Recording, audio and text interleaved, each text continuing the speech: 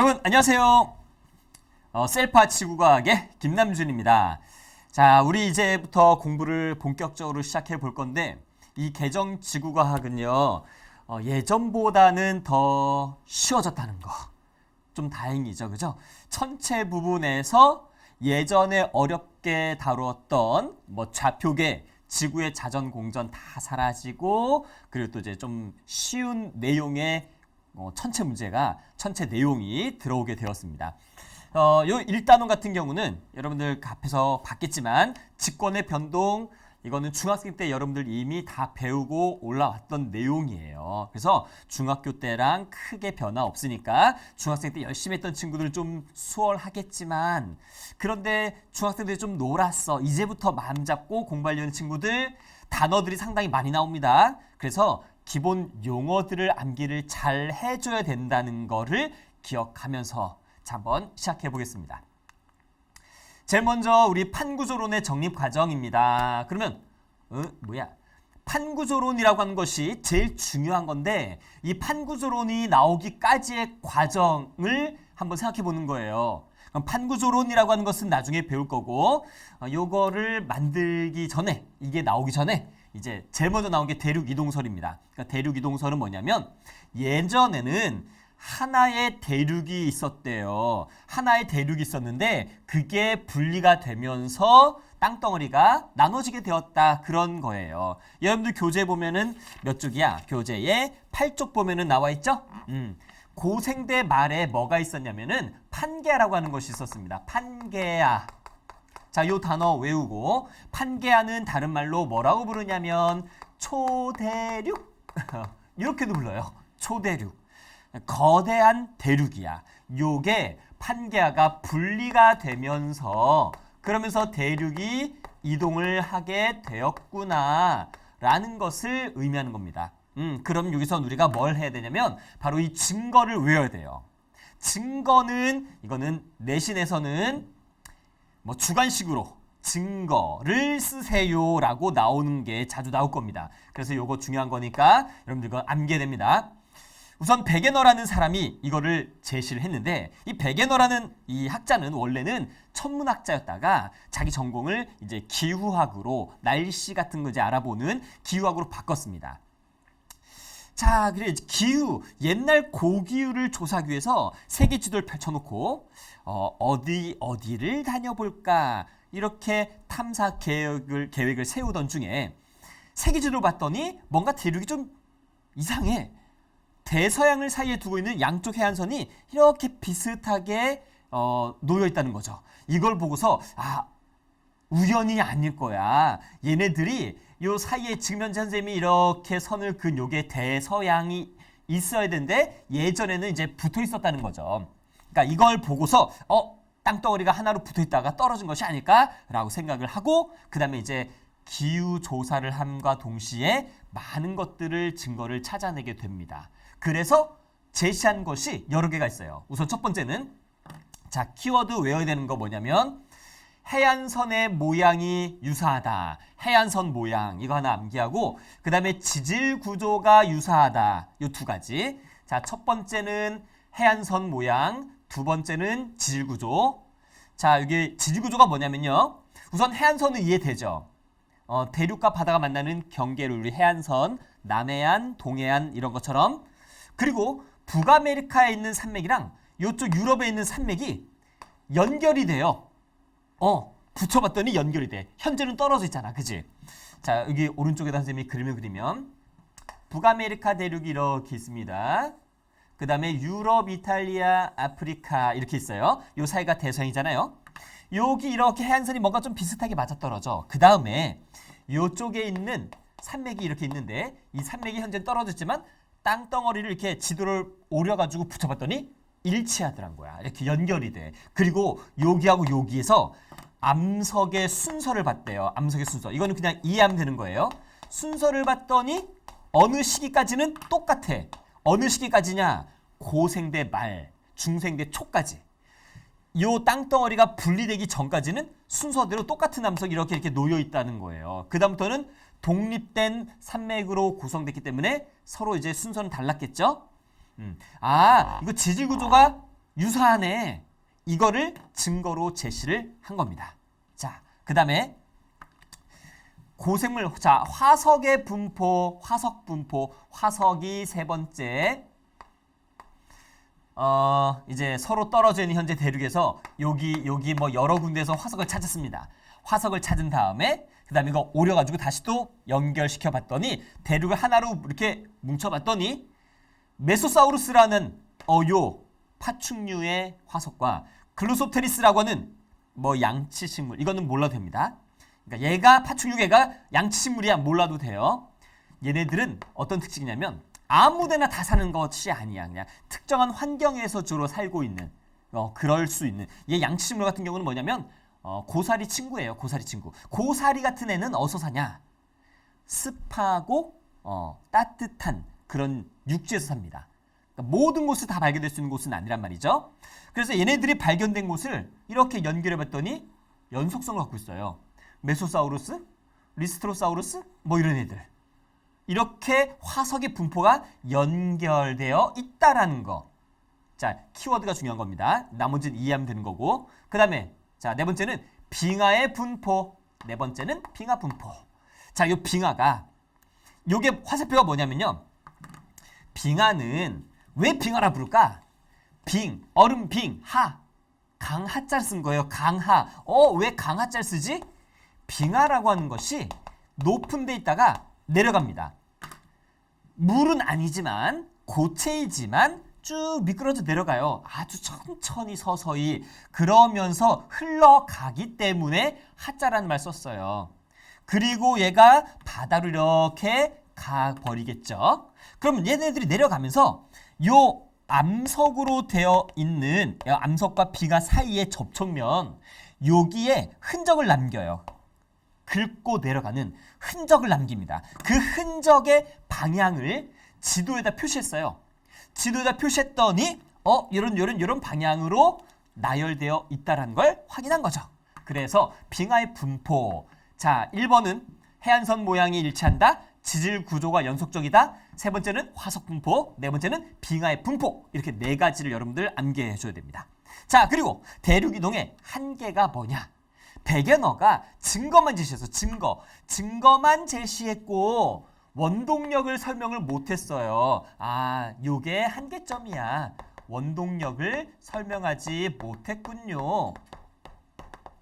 이것도 같이 알아둬야 됩니다, 여러분. 왜 땅덩어리가 움직였니? 라고 그 당시 사람들이 물어봤는데 뭐 때문일까? 거기까지 생각을 못했던 거지. 그래가지고 사람들이 지지하지 않았어요. 잠깐 이렇게 묻혀 있다가 다시 수면 위로 드러나온 요 대륙 이동설이 다시 드러나게 된 게 두 번째, 바로 요겁니다. 멘틀 대류설. 멘틀 대류설이라고 하는 것이 등장하면서 예전에 백연어라는 사람이 제시했던 요 대륙 이동설이 나오게 된 거죠. 자, 멘틀 대류의 에너지원이 뭐냐? 멘틀 대류를 만드는 거는, 자, 지각 아래쪽에 멘틀입니다. 그죠? 지각 밑에는 멘틀. 이 멘틀에서 대류 현상이 일어나니까 위에는 대륙이 이렇게 벌어지게 된 거야. 라고 이야기하는 것이 바로 멘틀 대류설이에요. 이해되죠? 그럼 에너지원은 뭐냐면 바로 멘틀 아래쪽에 하부에 뜨거운 열 에너지, 그 다음에 방사성 원소라고 하는 것이 있습니다. 얘가 뭐냐면 방사성 원소는 일반적인 원소가 아니고 많은 에너지를 갖고 있는 원소예요. 대표적인 게 우라늄. 요 우라늄, 왜 원자력 발전 있잖아요. 원자력 발전에서 우라늄을 다른 물질로 바꾸면서 에너지를 발생시킵니다. 그러니까 그런 방사성 원소가 다른 물질로 바뀌면서 열 에너지를 방출하는데, 그런 것들이 바로 에너지원이에요. 우리 지구 내부에는 굉장히 뜨거운 열 에너지가 남아있어요. 언제 만들어진 거냐? 지구가 형성될 당시에 막 충돌이 있었어. 부딪히고 그러면서 열이 많이 만들어진단 말이지. 그 열 에너지가 내부에 있는데 그 에너지가 멘틀로 전달이 됩니다. 그것과 방사성 원소의 붕괴 열이 바로 멘틀 대류를 일으키게 된다는 거죠. 자, 그러면 원인은 뭐 때문이냐? 멘틀 대류의 원인은 멘틀 상부와 하부의 온도 차이. 자, 요것도 하나 체크해 놓읍시다. 여러분들 교재 보면은 멘틀 대류설, 멘틀 상부와 하부의 온도차 거기다 밑줄 그어놓고 아, 요게 원인이구나 라고 기억해 주세요. 자, 그럼 멘틀 대류와 대륙의 이동에서 멘틀 대류는 상승하는 곳도 있고 하강하는 곳이 있습니다. 이 두 곳의 차이점 기억하면 돼. 자, 우선 여기 두 번째 멘틀 대류설에서 중요한 거는 에너지원 기억하고 그 다음에 상승하는 곳과 하강하는 곳의 차이점 두 가지 기억하면 됩니다. 자, 먼저 여기 상승하는 곳은 뜨거울까 차가울까? 주변보다 따뜻하겠죠. 온도가 높으니까 가벼워서 올라와. 대류라고 하는 것의 개념, 요 대류라고 하는 것은 이거는 여러분들 이미 중학생 때 배웠어요. 자, 물질 자체가 에너지 갖고 순환하는 겁니다. 가벼운 건 올라오고 무거운 건 내려가는 거. 요게 대류죠. 그럼 여기 멘틀 대류가 상승하는 곳에서는 여기는 고온이에요. 내려가는 곳은 주변보다 저온인 곳인 거죠. 상승하는 곳은 고온의 물질이 상승하고 저온의 물질인 곳은 내려가는 곳이다. 상승부와 하강부의 차이가 생긴다는 거 요거 기억하세요. 자, 그러면 상승부에서는 무슨 현상이 일어나느냐? 화산활동도 일어납니다. 여기서 화산활동이 어떻게 일어나는지 이거는 원리를 이해해야 돼요. 자, 봅시다. 멘틀 대류가 상승하는 곳은 이렇게 올라오는 곳은 밑에 있는 멘틀 물질이 올라와요. 스스로 올라옵니다. 대류는 물질 자체가 움직이는 거야. 올라와. 올라오면 부피 어떻게 될까? 커져요. 부피가 커졌어. 그러면은 입자 사이의 거리가 어떻게 될까? 멀어지겠죠. 자, 입자 사이 거리가 멀어졌습니다. 한번 적어볼게. 자, 멘틀 대류가 상승합니다. 상승하게 되면은 이 멘틀을 구성하고 있는 입자 사이의 거리가 증가하죠. 그러면 인력이 어떻게 될까? 입자 사이에 잡아당긴 인력은 감소해요. 서로 잡아당기는 힘이 약해진다는 거죠. 그러면서 유동성을 갖게 됩니다. 흐물흐물해져요. 이게 바로 마그마. 마그마가 만들어지는 원리가 바로 요거예요. 그러면 여기 있는 물질이 올라왔어. 마그마 생겼네. 요게 뿜어져 나옵니다. 그러면서 화산활동을 하게 돼요. 멘틀 대류 상승부에서는 마그마가 분출하면서 화산활동을 한다. 그리고 하강부에서는 물질이 사라져버리는 소멸하는 장소. 여기는 암석이 생성되는 장소. 여기는 하강부는 소멸하는 곳입니다. 자, 그래서 여러분들 교재에는 상승부와 하강부에서 특징이 나와 있는데 멘틀 물질이 상승하여 새로운 지각이 생성된다. 상승부. 하강부는 멘틀 대류가 하강하면서 지각이 소멸한다. 이 정도 차이로 기억해 주면 되겠습니다. 오케이? 자, 다음에 이제 세 번째는 뭐냐면 해저 지형을 탐사하는 방법이에요. 해저 지형을 어떻게 탐사하느냐? 우리가 직접 들어가가지고 막 만져볼 수 없잖아. 굉장히 깊어요. 사람이 내려갈 수 없는 깊이. 왜? 우리 10m만 내려가도 기압이 엄청나게 커져서 이게 사람이 견딜 수가 없어요. 물론 탐사 장비는 있습니다. 심해저를 탐사하는 그런 탐사선이 있는데 걔네들이 내려가서 확인할 수 있겠지만 여기서 알게 된 이 방법이 뭐냐면 음향측심법이라고 하는 것이 있어요. 자, 요 탐사선에서 뭘 쏘냐면 초음파를 이용합니다. 초음파를 발생시킵니다. 그래서 반사돼서 되돌아오는 데 걸리는 시간을 측정하게 되면 그러면 수심을 알 수가 있어요. 자, 초음파를 발생시켜서 수심을 측정하는 방법. 이거를 우리는 음향측심법이라고 생각하면 돼요. 자, 음향측심법. 음향은 그냥 초음파라고 생각하면 됩니다. 자, 음파가 해저면에서 반사돼 되돌아오는 데까지 걸린 시간을 t. 자, 갔다가 되돌아오는 데 걸린 시간을 왕복 시간을 t라고 했어요. 그럼 내려가는 데 걸린 시간은 t의 2분의 1. 2분의 1. 그죠? 그 다음에 속도를 v라고 하면은 거리는 속력 곱하기 시간이기 때문에 이거는 공식 외워야 되죠. 수심 계산하는 거 이것도 주관식으로 나옵니다. 2분의 1 vt. 자, 그러면 음파가 되려는 데까지 걸린 시간이 길면 수심은 당연히 깊겠지. 짧으면 수심이 얕은 거겠죠. 이거 외우는 거 아닙니다, 여러분. 속도 주어져요. 외우지 마세요. 음향측심법으로 수심을 연속적으로 측정하면 해저 지형의 모습을 알아낼 수 있다는 거죠. 자, 요게 음향측심법이 어떻게 발달하게 됐냐면 2차 세계대전에 이 독일군과 연합군 이렇게 전쟁이 일어났잖아요. 근데 요 독일군 잠수함을 잡기 위해서 음양측신법이라는 기술이 발달하게 돼요. 그래서 만약에 여기 잠수함이 이렇게 쭉 이렇게 막 간단 말이지. 쭉 가는데 음파를 발생시켜서 되돌아내볼 시간이 갑자기 짧아져. 그러면 뭔가 나타난 거겠지.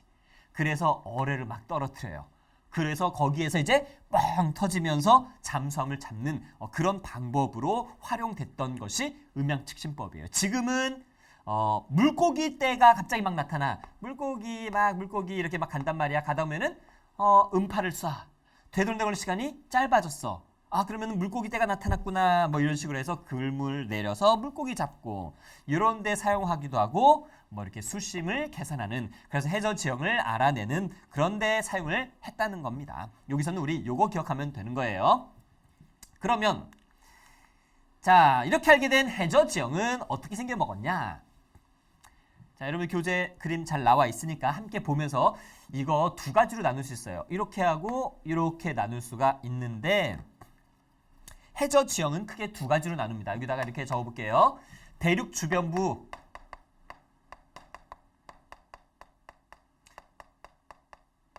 그 다음에 심해저 지형 이렇게 두 개로 나눕니다. 그럼 대륙 주변부는 딱 보면 대륙이라는 말이 들어가 있어요. 대륙. 이 단어가 들어가 있으면 이거는 대륙 주변부. 우리 대륙, 자 보세요. 대륙이 그냥 바다에 잠겨있는 부분일 뿐이에요.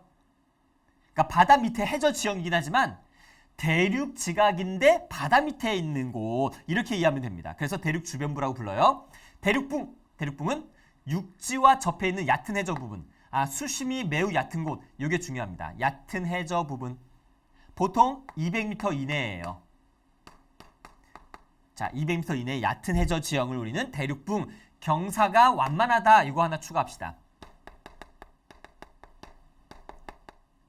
경사가 매우 완만한 곳. 그 다음에 대륙 사면. 자, 사면이라는 단어 경사면이구나 라고 이해하면 되겠죠. 경사면. 그러니까 경사가 급한 면이야. 그래서 대륙붕에서 심해저 쪽으로 발달한 급경사 해저 지형. 급경사가 중요한 거죠. 급경사.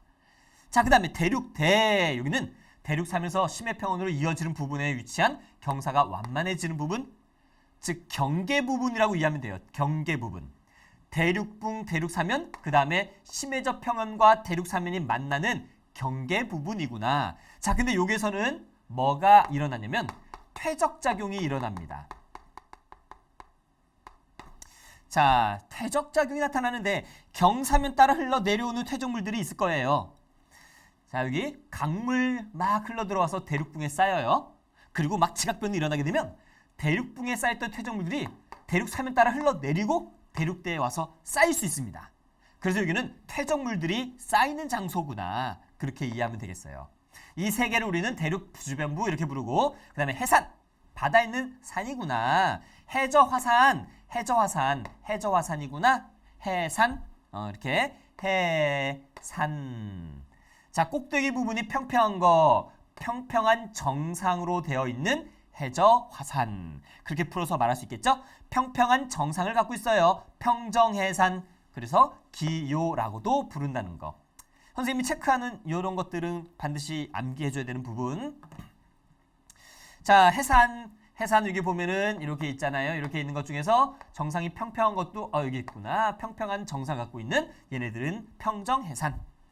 그 다음에 자, 해령. 평정해산 한 가지만 더 얘기해 주자.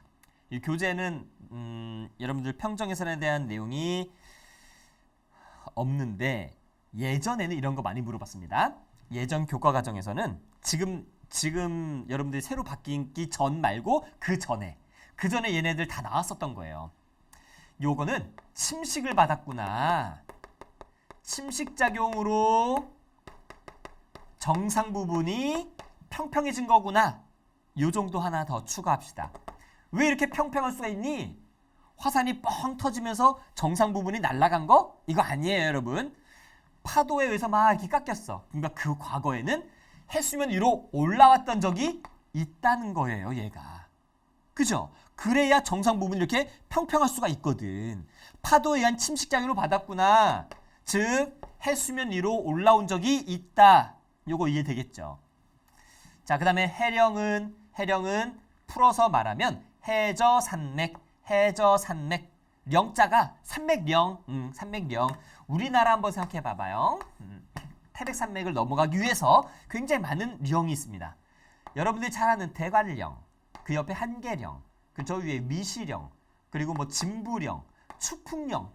태백산맥을 넘어서 동해로 가기 위해서는 굉장히 많은 령을 넘어가게 돼요. 그죠? 그런 것처럼 길게 연결된 산맥, 해저산맥, 두 글자로 해령. 그렇게 부른다는 거. 해령.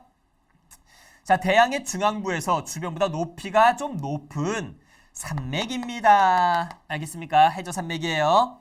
해령의 발견은 대륙 이동을 설명하는 전환점이 되었다. 자, 요거 해저확장설 뒤에서 설명할 때 다시 한번 자세하게 이야기하겠습니다. 여기 가운데 보면 해령 있죠? 그 다음에 해령의 정상 부분을 우리는 열곡이라고 불러요. 열곡. 열린 계곡. 그 다음에 해구. 바다의 구덩이. 이렇게 이해하면 돼요. 바다의 구덩이. 자, 대륙 주변부와 심해 평원 사이에 발달하는 좁고 긴 골짜기. 자, 여기서 해양지각이 소멸하는 곳입니다. 자, 한번 보세요. 여기 해구가 있죠? 여기에서요.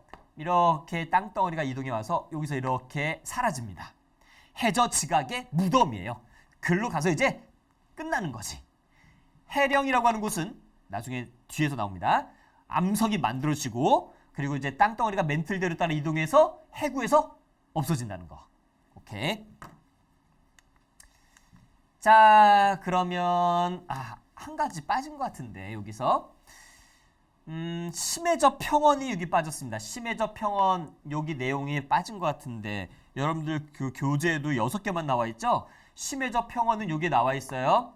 심해저 평원은 그냥 평평한 지대, 바다 깊은 곳에 평평한 지대 그렇게 이해하면 돼요.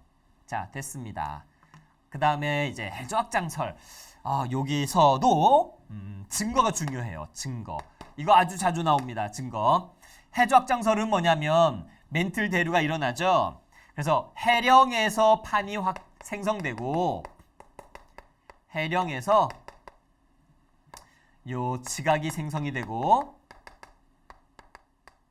그 다음에 해구에서는 지각이 소멸한다. 해령에서 지각이 생성돼서 판이 이동해 가서 해구에서 지각이 소멸한다. 그러면서 해적 확장되면서 땅덩어리가 넓어지게 되었다라는 그런 이론을 말하는 겁니다. 그러면 요거 증거가 여러 가지가 있는데 우선 해양 지각의 나이가 어떻게 되느냐? 해양 지각을 이루는 암석의 나이가 점점점 많아진다. 어디에서부터 멀어질수록 해령을 중심으로 해령으로부터 멀어질수록 암석의 나이가 많아진다. 요거는 오른쪽에 새로운 그림을 그려서 설명 한번 해볼게요.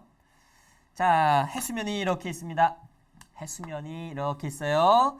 해저 지형이 이렇게 해령은 산맥이니까 선생님이 이렇게 그렸습니다. 해저 산맥이에요. 자, 여기서 뭐 한다 그랬지? 멘틀 대류 상승한다 그랬죠? 멘틀 대류 상승에 올라온 다음에 양쪽으로 갈라지는 곳입니다. 멘틀 대류설에서 멘틀 대류가 상승하는 곳 올라와요. 부피 늘어나면서 유동성을 갖게 되고 마그마가 만들어집니다. 근데 이 마그마가 치약 깊은 곳에는 무거운 원소인 철의 함량이 많아요. 철이 많아서 어두워요. 그래서 우리는 이 어두운 색의 암석 요거를 우리는 현무암이라고 부르는데 현무암질 마그마가 생겨요. 자, 요거 왜 현무암질이냐? 다시 한번 철이 많아요. 지각에서 밑으로 갈수록 무거운 원소가 많아지는데 그중에서 중요한 게 철. 철을 많이 갖고 올라와서 녹으니까 우리는 이거를 현무암질 마그마라고 부릅니다. 그럼 얘가 터져서 새로운 암석을 여기서 생성하겠죠. 그럼 이게 무슨 암이야? 현무암질 마그마가 터졌으니까 현무암이 만들어져요. 그래서 해양 지각은 죄다 현무암으로 구성되어 있습니다. 그럼 얘가 이렇게 올라왔다가 양쪽으로 갈라져요. 양쪽으로 갈라지면서 여기는 암석도 어떻게 될까? 멘틀대로 따라 이동해 가겠죠. 그럼 멘틀대로 따라 이동해 가면서 이렇게 가는 거야. 그럼 현재 여기 있는 이 암석은 나이가 많을까요? 적을까요? 많겠죠. 그쵸? 여기서는 금방 생겼어. 응애 하고 금방 태어났어. 태어난 지 얼마 안 돼. 따끈따끈한 돌이야. 그리고 나서 이제 쭉 가면서 이 마그마가 식어서 생성된 암석, 열 에너지가 밖으로 빠져나오겠죠? 빠져나오면서 점점 식어갑니다. 식어가면서 어떻게 여기까지 이동해 오게 된 거야. 그럼 나이가 많겠죠?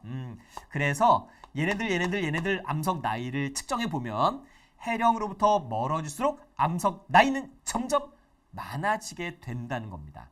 이거는 처음에 가설을 세웠어. 해저가 확장됐다면 그럴 거야 라고 해서 암석 샘플을 채취했더니 채취해서 나이를 재보니까 점점 나이가 많아지더래요. 이게 첫 번째 증거입니다. 가장 중요하고 가장 많이 물어보는 거. 자, 암석 나이 많아진다. 그 다음 두 번째, 해저 지각의 수심. 자, 수심은 점점점 어떻게 돼요? 깊어지고 있습니다. 왜 깊어질까? 자, 일로 갈수록 수심이 점점 깊어지고 있습니다. 그거는 자, 수심이 증가하는 원인은 냉각 때문에 그래요. 냉각. 암석이 점점점 열 에너지를 방출하면서 식어요. 그러면서 부피가 줄어들게 되는 거죠. 그죠? 왜? 뜨거웠을 때는 부피가 많이 팽창되어 있었을 텐데 열 에너지를 방출하니까 이제 막 쪼그라드는 거야. 얘가 에너지를 막 방출해. 그러면 점점 쪼그라들고 부피가 줄어들고 여기 있는 애들은 나이가 많다는 건 그동안 열을 많이 방출했다는 거죠. 많이 수축되어 있겠지. 그래서 수심이 점점 증가하는 거죠. 이해가 됩니까? 그 다음에 자, 하늘에는 막 먼지 같은 게 많이 막 날아다녀. 이게 내려와요. 쫙 내려온 다음에 바다 위에 쫙 앉았어. 시간이 지나면 천천히 이렇게 내려옵니다. 가라앉게 돼요. 아주 천천히 내려오면서 쌓입니다. 이렇게 한번 쫙 막을 덮겠죠? 그러면 생각해봐. 여기 있는 암석 나이가 이제 1년이야 1년. 한 살밖에 안 됐어. 그럼 그 위에 쌓인 퇴적물은 몇 년 동안 쌓였을까요? 1년 동안밖에 안 쌓였겠죠. 그죠? 근데 얘 나이 한번 보자. 얘 1억 살이야. 1억이래. 그러면 얘가 1억 년 전에 여기서 만들어진 다음 판이 이동해 와서 여기까지 오게 된 거란 말이죠. 그러면 그 위에 쌓인 퇴적물은 몇 년 동안 쌓인 퇴적물? 1억 년 동안 쌓인 퇴적물. 그렇지. 1억 년 동안. 그러면 굉장히 두껍게 쌓였겠죠. 근데 학생들이 가끔 이렇게 착각을 합니다. 뭐냐면 선생님 이게 1억 년 동안 쌓였으면 퇴적물이 굉장히 두꺼울 텐데 그럼 여기보다 더 이렇게 두껍게 쌓이지 않았을까요? 그럼 수심은 점점 얕아져야 되지 않나요? 이렇지 않습니다. 이거 조심해야 돼요. 퇴적물 쌓인 걸 보면은 점점 두꺼워지지만 정상보다는 높아지지 않아요. 아무리 두껍게 쌓인 곳이라 하더라도 이 퇴적물의 두께를 보면은 이 해령의 정상보다는 더 높지 않다는 겁니다. 자, 요게 또 증거 다시 한번 체크해보자. 해저 지각의 수심이 깊어지고 그 다음에 퇴적물의 두께가 두꺼워진다는 거. 요게 암석 나이 많아진 거 첫 번째, 수심 깊어진 거 두 번째, 퇴적물 두께 두꺼워진 거 세 번째 이렇게 증거가 되겠습니다.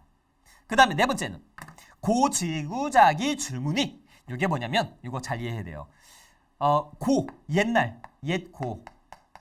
옛날 지구의 자기장의 줄무늬를 말하는 겁니다. 자기장의 줄무늬. 자, 자기장의 줄무늬 이게 뭐냐면 여러분들 한번 생각해 보세요. 아까 선생님이 얘기했던 게 뭐냐면 여기서 철을 갖고 올라와서 마그마 생성됐죠? 그 마그마가 터졌죠? 그러면 어떤 현상이 일어나냐면 얘네들이 이렇게 해령은 산맥이니까 길게 연결되어 있어요. 연결되는데 마그마 올라와가지고 흘러내리겠죠. 쭉 올라와서 흘러내리겠죠. 근데 그때 우리 지구에 자기장이 있습니다. 우리 지구의 자기장 방향이 만약에 현재는 이렇게 되어 있어요. 이렇게. 자기장 방향이 이렇게 되어 있대. 이게 뭐냐면 우리 지구를 보면요. 적도가 이렇게 있고 단축이 이렇게 있으면 지구의 자기력선이 이렇게 나와서 이렇게 들어갑니다. 이렇게 해서 이렇게 들어가고 있어요. 우리 지구 자기장이에요. 그 자기장의 방향을 이렇게 표현한 겁니다. 그러면 여기서 나와서 흘러내릴 때 철들이 지구 자기장 방향대로 촉촉촉촉 배열이 돼. 배열이 된 다음에 식어버리는 거야. 식어버린 다음에 굳어져 버리게 되면 그 암석 속에는 그 모양 그대로 남아있겠죠. 그죠? 돌이 돼버렸으니까 그 다음부터는 안 바뀌어. 흘러내릴 때 마그마일 때는 액체이니까 막 철들이 움직일 수 있었는데 그 다음에 막 움직이면서 야 우리 다 배열되어야지 지구 자기력선 방향 따라 배열된 다음 돌이 되면서 식어버려. 굳어져 버려. 그 다음부터는 안 바뀌어. 그렇겠죠? 그러면 요거를 위에서 보게 되면요. 이렇게 생겼다는 거예요. 위에서 보게 되면 내려다보면은 이게 현재 정자극기가 뭐냐면 현재의 자기장의 모습과 똑같은 방향으로 뭐 여기 자기장 방향 철들이 배열된 방향이 이런 식으로 되어 있었다면 역자극기는 이게 이 방향을 가리켰대요. 이쪽 방향을 가리켰다는 거야. 자기력선이 지금 여기 한번 보세요. 현재는 이렇게 되어 있지만 역자극기 때는 이게 자기력선의 방향이 반대였던 거야. 이랬던 적이 있었다는 거죠. 자, 여러분들 자기력선 N에서 S 있잖아요. N극에서 나와서 S극으로 이렇게 들어가죠. 자기력선 방향이 역자극기 때는 이게 뒤바뀐 거야. 이렇게 N, S 이렇게 있어서 이런 식으로 역자극기 때 바뀌게 된 거죠. 그러니까 이 지구의 자기장의 방향이 여기가 N, S라면 현재 역자극기 때는 뒤바뀌어가지고 여기가 S, 여기가 N. 이해되죠? 무슨 말인지. 그렇게 뒤바뀌었던 적이 있었다는 걸 바로 이 암석 속에서 알게 됩니다. 근데 이런 모양이 해령을 축으로 좌우 대칭을 이루고 있단 말이지. 대칭을 이룰 수 있었던 게 뭐 때문일까? 해령에서 마그마가 분출해서 양쪽으로 흘러내렸어. 그 다음에 해저가 확장되어 가면서 이렇게 벌어지니까 그 당시에 자기장 방향대로 양쪽이 대칭일 수밖에 없겠죠. 양쪽으로 흘러내리면서 이동해 가면서 요때 과거에 이게 만약에 예를 들어 가지고 요 암석 나이가 뭐 100만 년이야. 100만. 그럼 100만 년 전에는 지구의 자기장 방향이 지금과는 정반대였다는 걸 알 수 있는 겁니다. 요게 해령을 축으로 고지구자기 줄무늬가 좌우 대칭을 이루고 있다는 거. 자, 지구자기 역전의 줄무늬가 해령을 축으로 대칭. 지구자기 줄무늬가 해령을 축으로 대칭을 이루고 있다. 요게 네 번째 증거가 되겠습니다. 자, 이해가 됐죠, 여러분? 그러면 그 다음 증거는 열곡과 변환단층의 존재. 자, 열곡이라고 하는 것은요. 열려있는 계곡 이렇게 이해하면 돼. 해령은 네 글자로 뭐라 그랬었지? 해령? 해저산맥. 해령과 해령이 살짝 어긋나 있어요. 이게 대류하는 속도가 좀 다르고 지구가 둥글기 때문에 이동하는 속도가 좀 다르다. 중요하지 않습니다. 그냥 이렇게 생겨 먹었구나 라고만 받아들여도 돼요. 그러면 여기 이렇게 생겨 먹은 해령이 있는데 여기서도 해령이 이렇게 있단 말이지.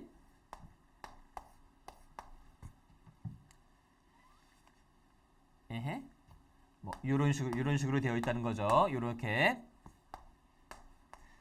어떤 모양인지 알겠죠, 여러분? 그러면은 여기에서 얘는 이쪽으로 가고 얘는 이렇게 가죠. 얘 이렇게 가고 얘 이렇게 가죠.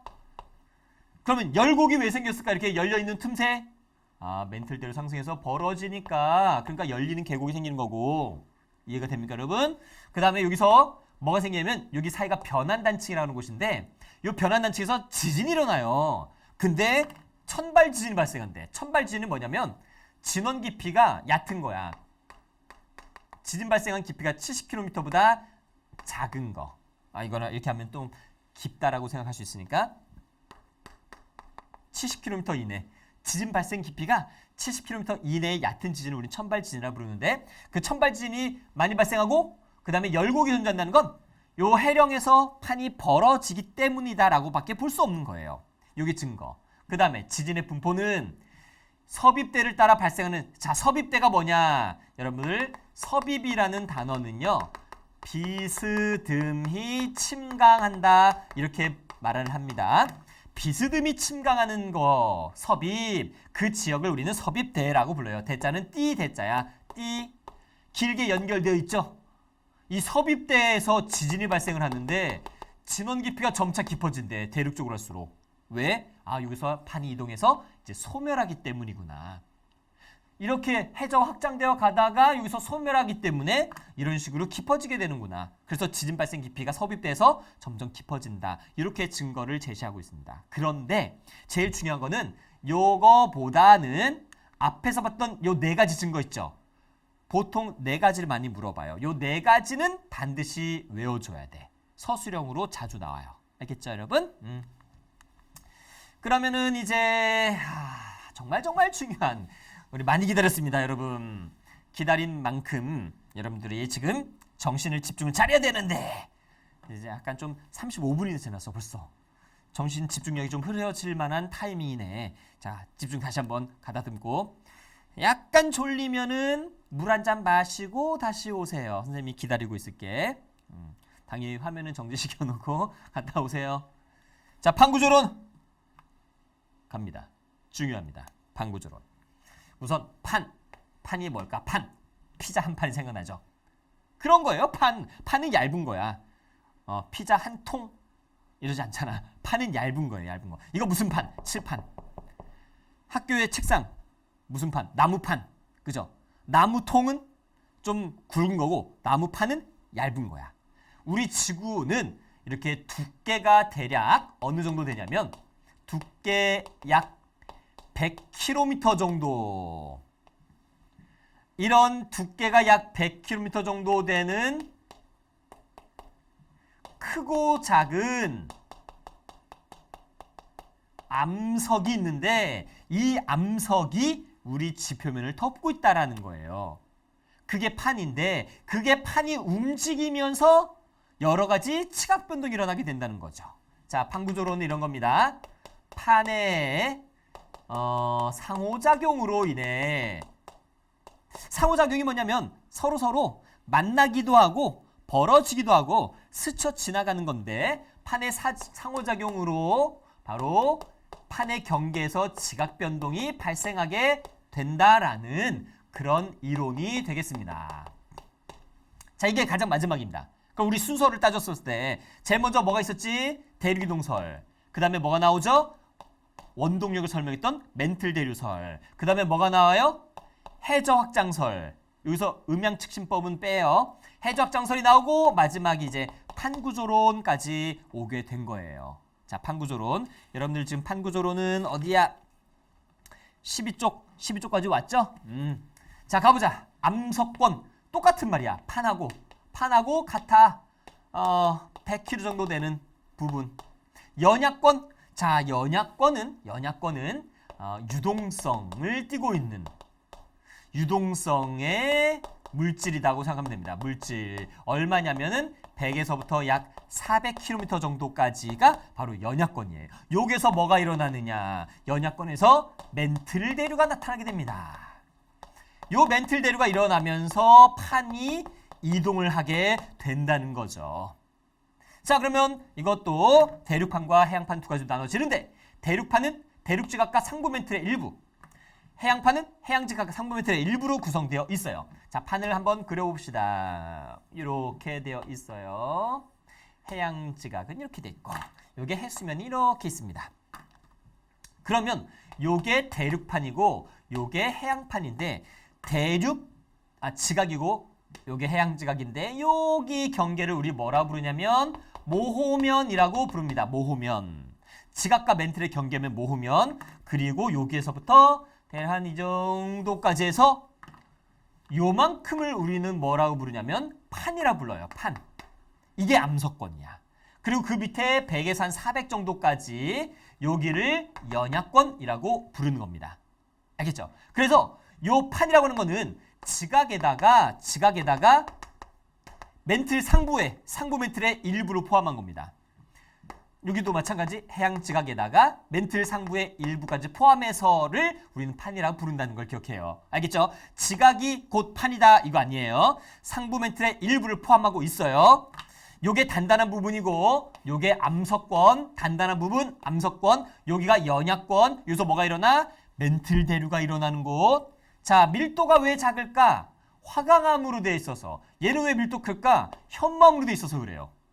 자, 현자가 무슨 현? 하늘천 땅지 거물현 거물현 거물현 거물현. 그래서 현무암이 검은색이에요. 현자가 그거예요. 그래서 검다는 것은 뭐가 많다? 철이 많다는 거야. 얘는 밝아요. 대체적으로 철이 별로 없어요. 그러니까 밀도가 작고 얘는 밀도가 큰 거죠. 알겠죠? 무거운 원소가 많이 포함되어 있어서 이 현무암이 밀도가 크다.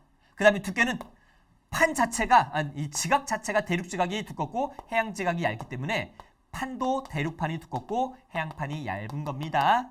오케이, 됐어. 그러면 이제 우리 본격적으로 판의 분포와 이동 방향 한번 생각해 보자. 이거 여러분들이 그림 보면서 이거 다 외워야 되나? 그림 외워야 되나? 그건 아니에요. 우선 이름을 외워야 될 게 뭐가 있냐면 유라시아판.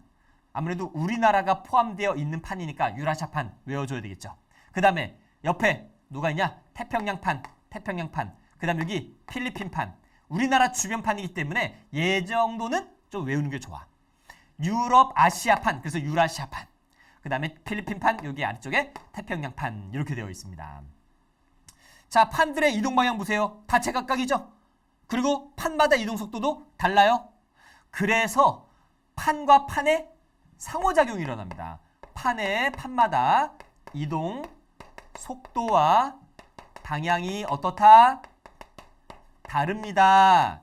요걸로 인해서 판의 경계에서 뭐가 발생한다? 지각변동이 발생하게 된다는 겁니다. 지각변동이라는 것은 지진과 화산을 말합니다. 지진과 화산. 지진 화산이 일어나는 거. 여기 판의 경계에서. 그래서 다 보면은 화산 활동이 다 막 이런 데서 막 일어나. 여러분들 알잖아요. 일본이 여기 있어요. 일본 이쪽에 필리핀 이쪽에 있고 그리고 뭐 파푸아뉴기니 있고 이쪽에 뉴질랜드 있고 이런 판의 경계에서 화산이 많이 일어나요. 알겠죠, 여러분? 그래서 판의 가운데 부분에서는 화산 활동이나 지진이 거의 없지만 판의 경계, 판과 판이 서로 부딪혀 벌어져 스쳐 이러면서 바로 지각 변동이 발생한다고 그렇게 이해하면 되겠습니다. 자, 그러면 이제 해저 지형을 탐사한 결과로 판의 경계는 세 가지가 있는데 발산형 경계. 자, 발산은요, 여러분들 어떤 거냐면 판과 판이 서로 멀어지는 겁니다. 이렇게. 수렴은 만나는 거예요. 보존은 서로 스쳐 지나가는 겁니다. 이게 보존형 경계. 이렇게 세 가지. 발산형, 수렴형, 보존형. 발산형, 수렴형, 보존형. 그러면 여기 한번 보세요. 요 그림 너무너무 중요하지. 아주 중요한 그림. 모식도로 참 많이 나옵니다. 우리 지금 1강에서 가장 중요한 거는 바로 요 그림이라고 봐도 돼요. 너무너무 중요하고 자주 나와. 자, 우선 발산 경계 한번 보자. 발산 경계. 여기서는요. 판이 벌어지는 거야. 발산은 벌어지는 거잖아. 왜 벌어질까? 바로 멘틀 대류가 상승에 올라와요. 그 다음에 양쪽으로 갈라져요. 멘틀 대류가 상승하는 곳입니다. 맨대가 상승, 멘틀 대류 상승하는 부분. 수렴은 멘틀 대류가 하강하는 곳이에요. 그리고 여기서는 판이 생성되는 곳입니다. 여기는 판이 소멸하는 곳입니다.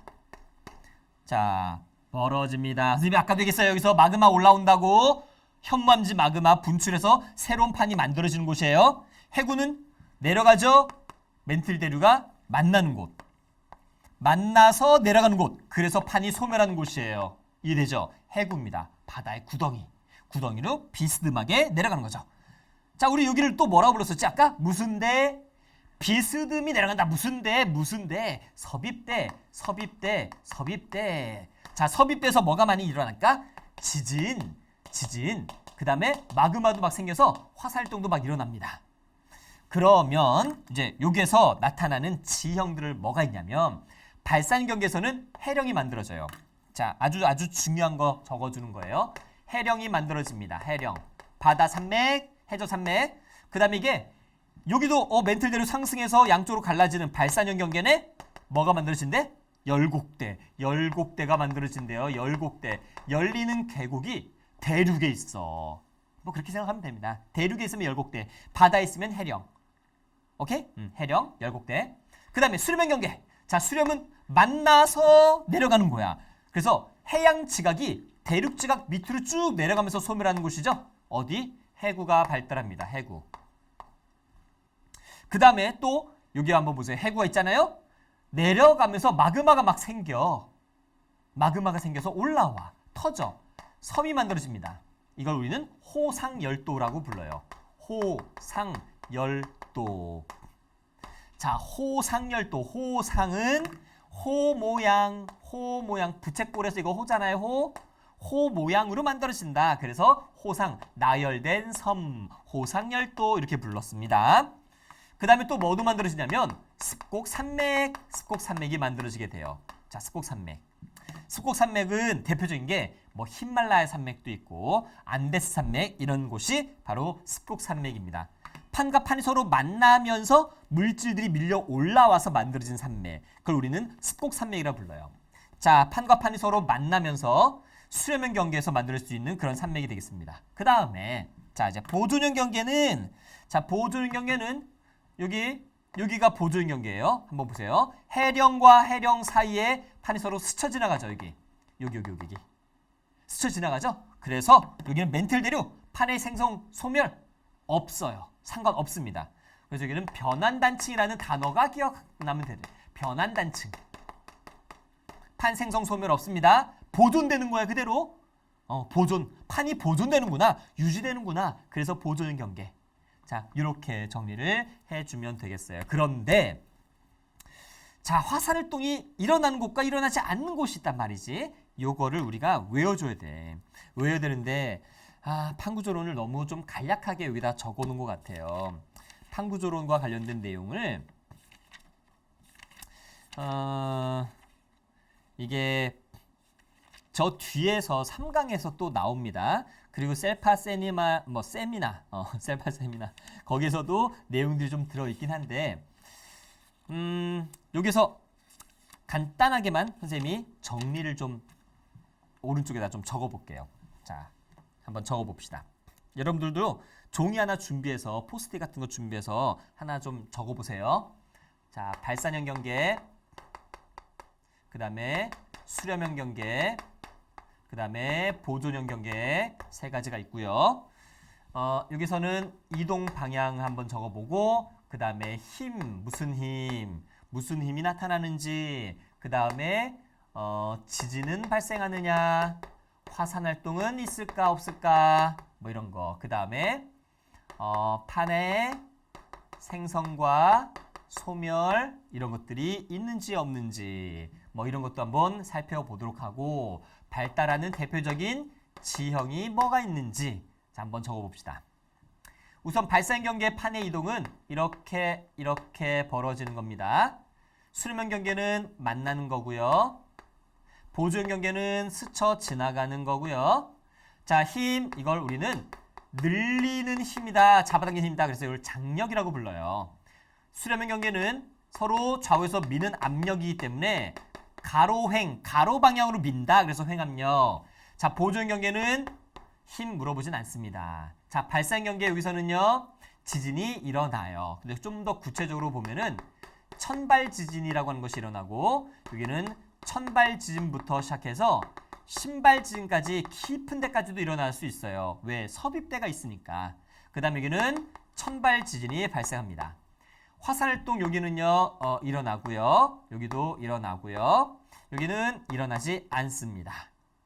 자, 판의 생성과 소멸을 보게 되면은 발산 경계 같은 경우는 판이 생성되는 장소고, 수렴 경계는 소멸하는 곳입니다. 여기는 생성도 소멸도 없는 거죠. 그 다음에 아까 선생님이 적었던 발산 경계 대표적인 지형은 뭐?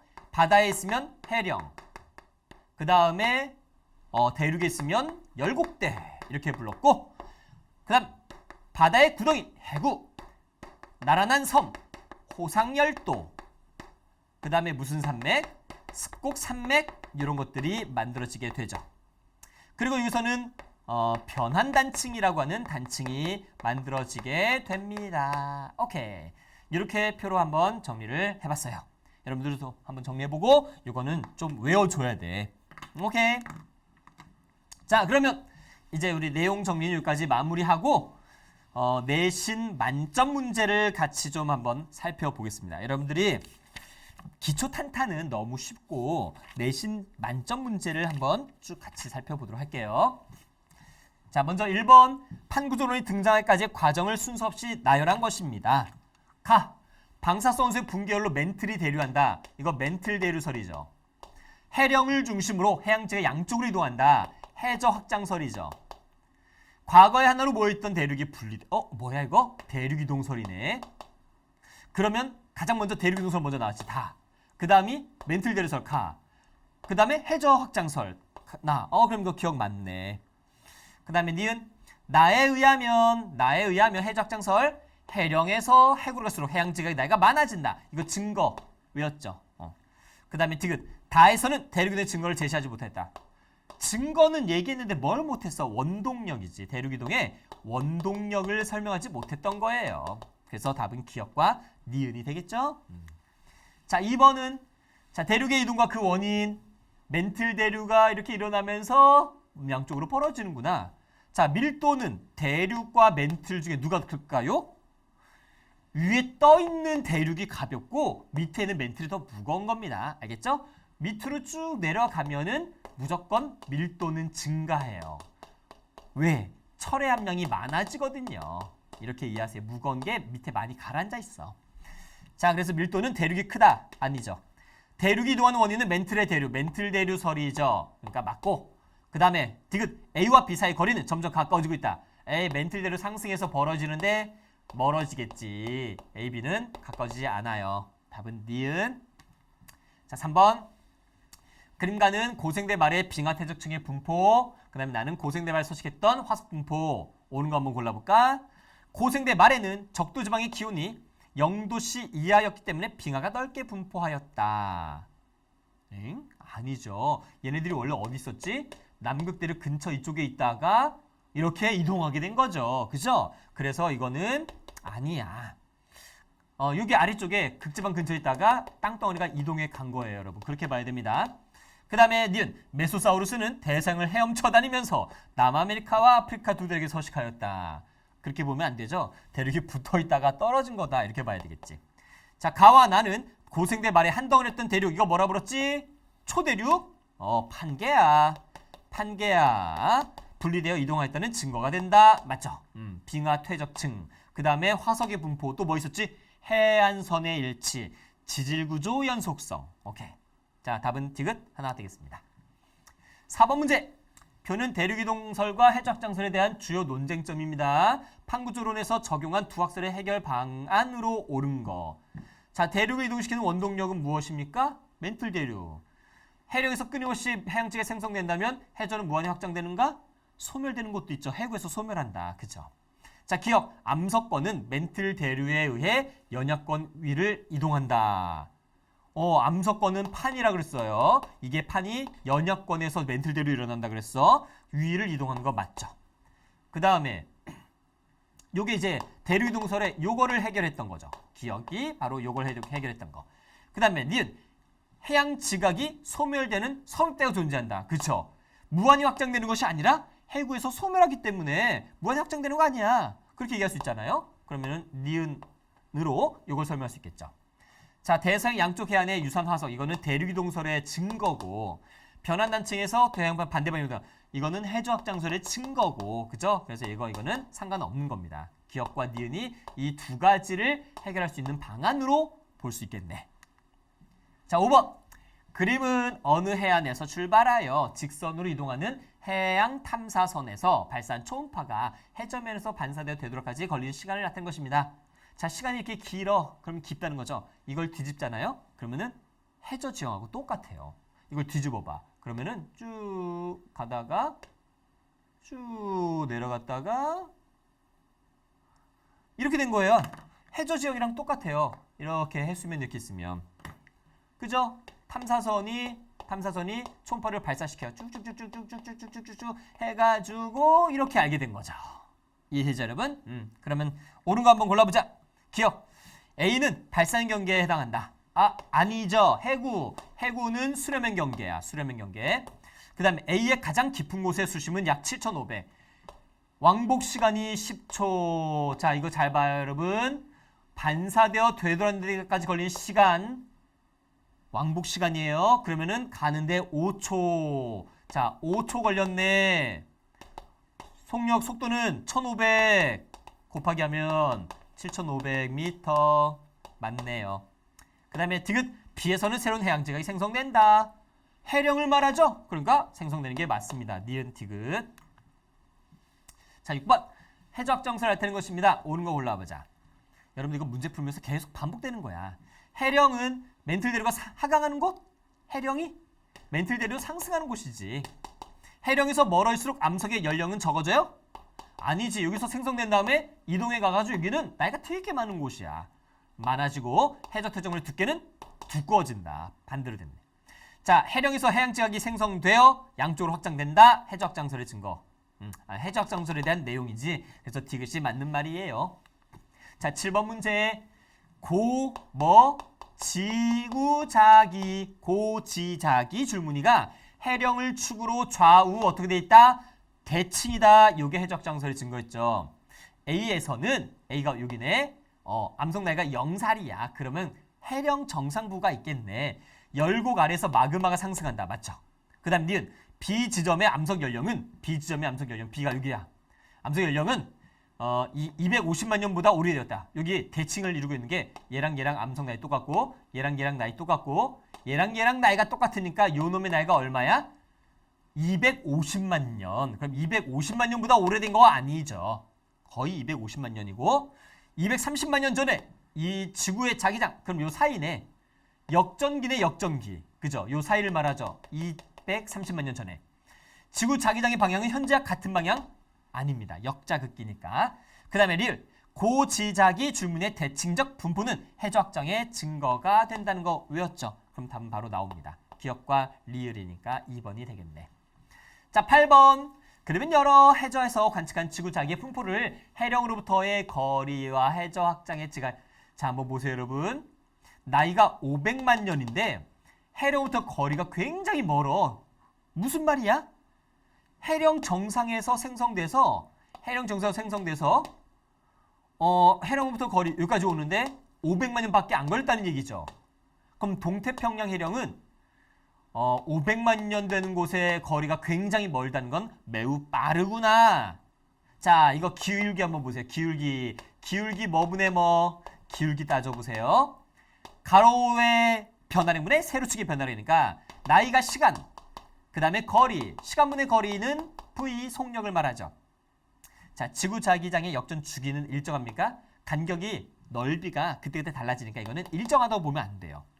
그 다음에 니은 해령에서 멀을수록 해양지각 연령은 많아진다. 그죠? 해저 확장 증거고 해저 확장하는 속도는 북대서양에서 가장 빠르다? 아니죠. 동태평양이 가장 빠르죠. 답 나왔죠. 니은.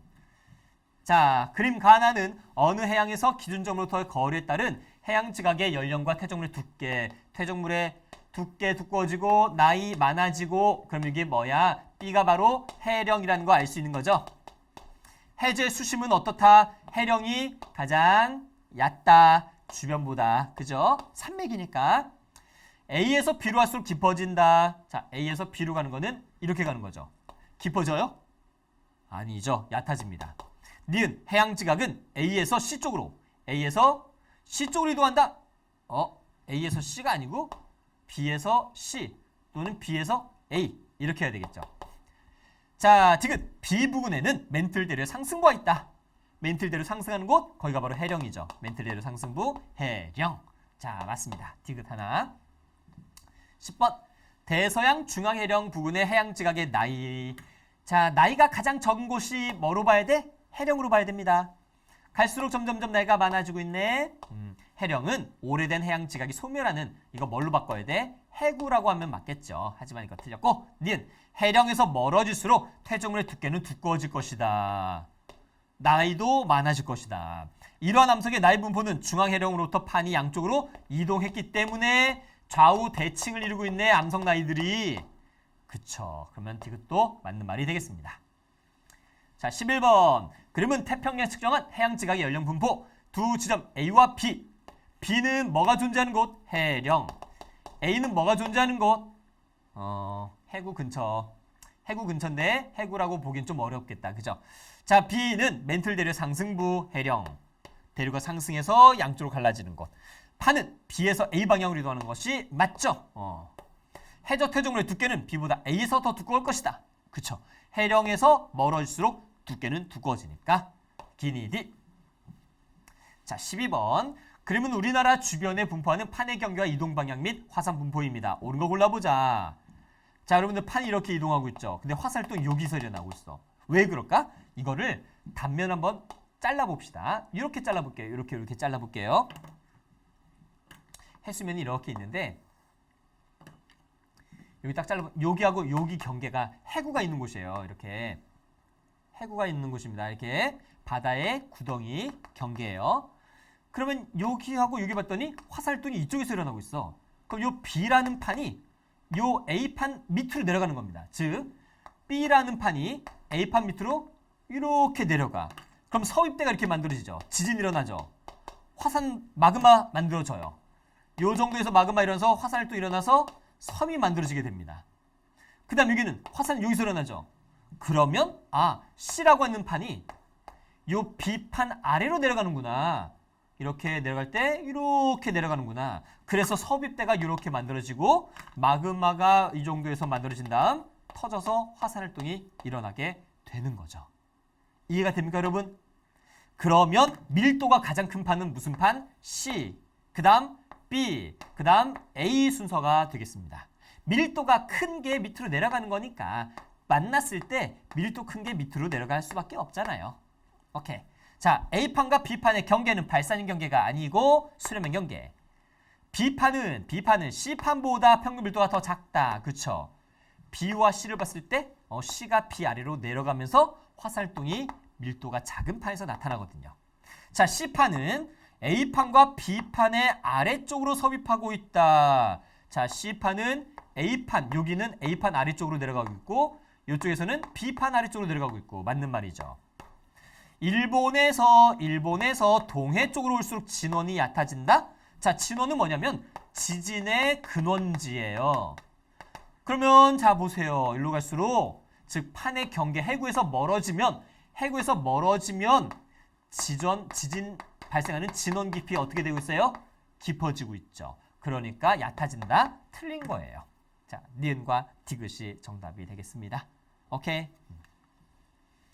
자, 13번. 그림은 멘틀델에 의한 판의 운동을 모식적으로 나타내는 것이다. 옳은 거 골라볼게요.